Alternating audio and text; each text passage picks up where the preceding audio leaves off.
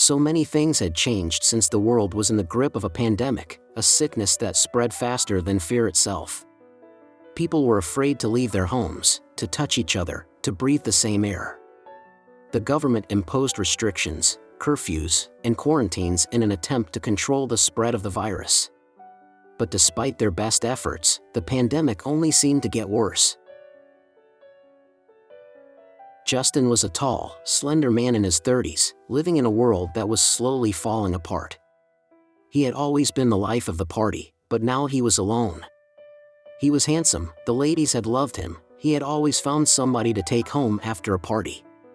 But now he spent his days holed up in his apartment, watching the world outside through his window. There were no more parties, as everyone had to stay at home after dusk. Justin had gained weight. How he hated to slowly lose his good looks.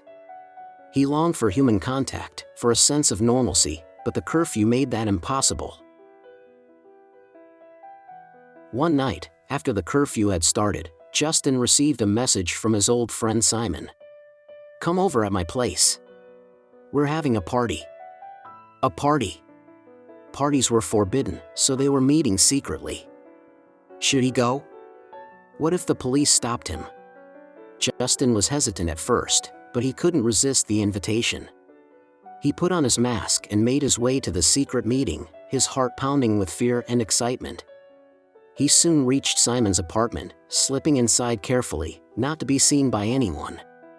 As he sat with his friends, drinking and talking, he felt a sense of hope. Maybe everything would be all right after all.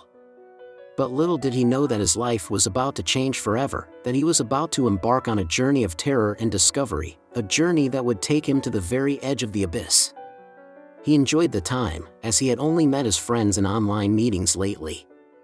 There was Lucy, who firmly believed in astrology and told them what the stars told her. They laughed about her, but agreed with her that the pandemic and the measures were pure nonsense. Astrologers agree, there is something else going on. They tell us it's a pandemic, but the government is lying. And of course the stars never lie, Frederick said laughing. Frederick was a loud guy. Peter was just sitting on his chair, drinking and smiling. It was good to meet the old crew again. Sally, a pretty blonde, brought up some conspiracy theories they started discussing now. Hours later, Justin left the secret meeting, feeling a sense of euphoria. He was so caught up in the moment that he didn't even notice the strange figures lurking in the shadows.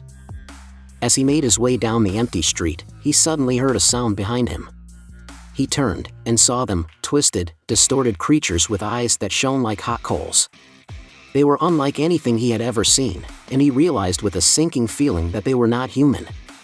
He tried to run, but they were too fast. They caught up to him, their claws slashing through the air. Justin fought back, but he was no match for their strength and ferocity. The creatures grabbed him by the legs, so he fell, then they jumped onto him. His heart racing in panic, he tried to fight them back. Would this be his end? Killed by some creatures during curfew? Justin was pulled out of his thoughts by the sound of car doors slamming shut. He looked up to see 4 police officers rushing towards him, guns drawn. They surrounded him, protecting him from the creatures that were closing in. The creatures snarled and lunged forward, but the police were ready. They fired their weapons, driving the creatures back. Justin watched in awe as the police expertly took down the creatures, their training and experience evident in every move they made. With the creatures defeated, the police turned to Justin. One of them reached out a hand to help him up, and Justin took it gratefully. As Justin stumbled into the back of the police car, his heart pounding with fear and relief, he realized that he had been saved by the very people he had been afraid of.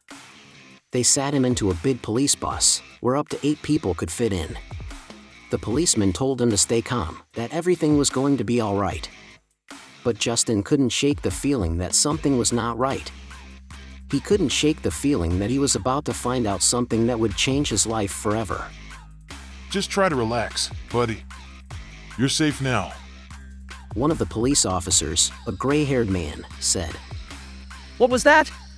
What were those things? You don't need to worry about that. Just let us take you home. No, wait. I want answers. What's going on? The older officer sighed. All right, I'll tell you. The pandemic, it's just an excuse. A cover-up. What do you mean? In reality, there's a vampire plague. And we don't want people to panic, so the government made up the pandemic story to keep them calm. Vampires? That's crazy! Crazier than all of the conspiracy theories Sally had brought up. I know it sounds crazy, but it's the truth. We've been trying to contain it, but it's spreading faster than we can control it. That's why the curfew is so strict.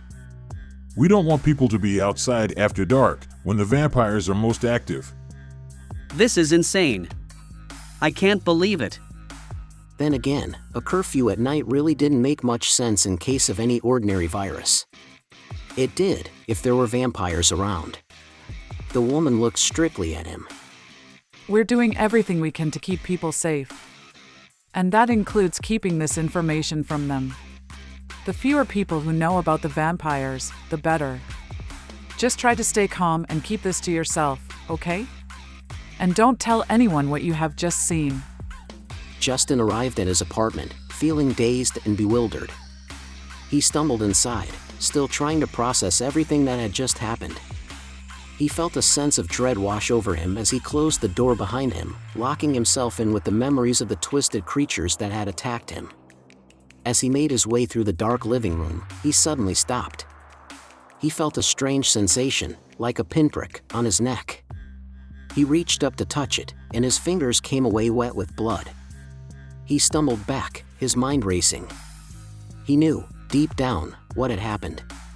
The vampires had bitten him. He collapsed onto the couch, his heart pounding in his chest. He was no longer the same person he had been before. He was changed, forever. He felt the blood pounding through his veins, and he realized that even though he had not switched on the light, he could see perfectly well in the dark. He thought filled him with a mixture of fear and excitement. He didn't know what his future held, but he knew that it would be unlike anything he had ever imagined. He had become a part of a world that was hidden from the rest of society, a world of darkness and danger. And he was ready to face it head-on. No more boredom, no more restrictions by the pandemic measures. He grabbed his jacket and left the flat. Maybe some of his friends were still at Simon's place. Wouldn't it be great to be together for eternity?